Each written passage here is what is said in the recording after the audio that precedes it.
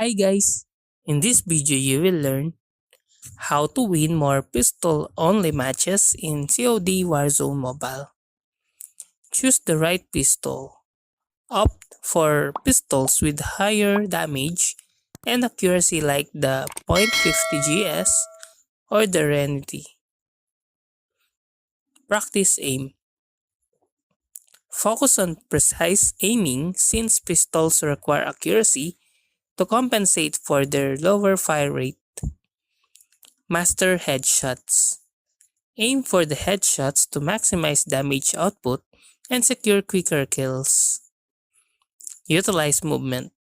Strafe and jump to make yourself a harder target to hit, especially in close quarters combat. Engage and close range.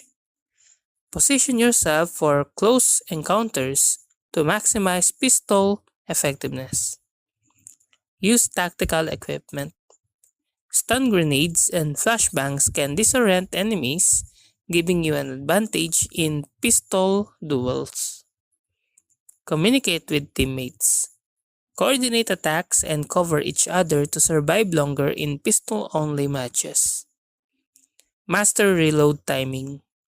Reload during downtime to ensure you're always prepared for engagements.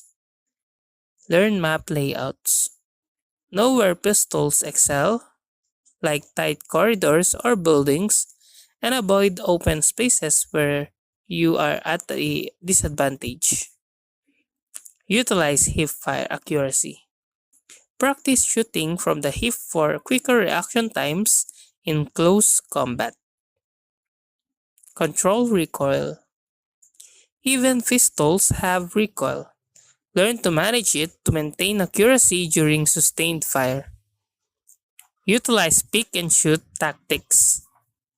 Use cover to your advantage, peek out to shoot, then return to cover quickly. Be patient. Choose engagements wisely. Don't rush into fights where you're outnumbered or outgunned. Prioritize armor. Secure armor plates early to increase survivability in pistol-only matches. Use sound cues. Listen for footsteps and gunfire to anticipate enemy movements and plan accordingly. Adapt to circles. Move early to stay within the safe zone and avoid getting caught in the gas with limited gear. And that's how to win more pistol-only matches in Call of Duty Warzone Mobile.